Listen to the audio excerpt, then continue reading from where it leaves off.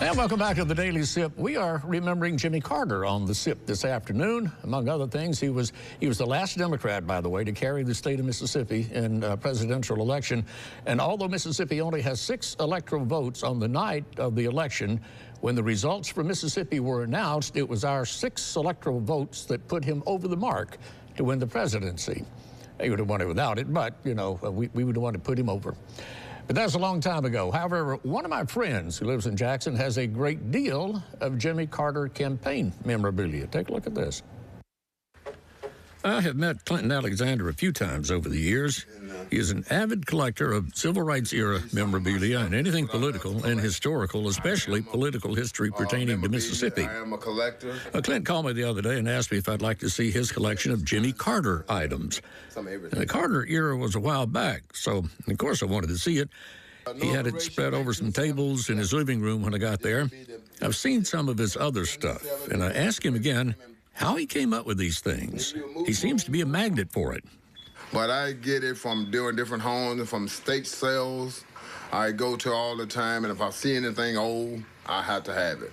And I found a file with all the Carter stuff in it, and a lot of East London and Stennis, different ones, and I had to have all their stuff.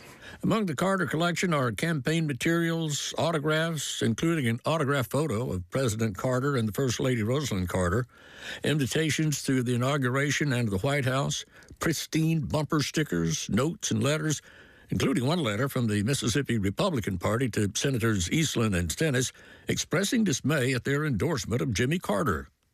And they were all Democrats, after all. But this collection is just a drop in the bucket compared to all the other material Clinton's acquired over the years. Bookshelves full, filing cabinets full, enough to fill a museum or more.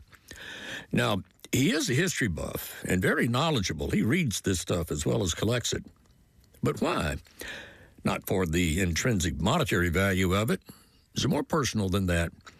The memorabilia, the collecting of it, and the storing of it, and the studying of it keeps his mind occupied and doesn't allow him to dwell on a hurtful time in his past.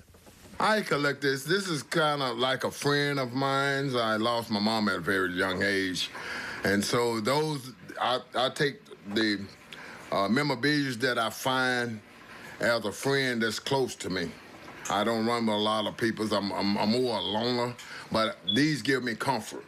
And I find it had to be black, white, it can be any color.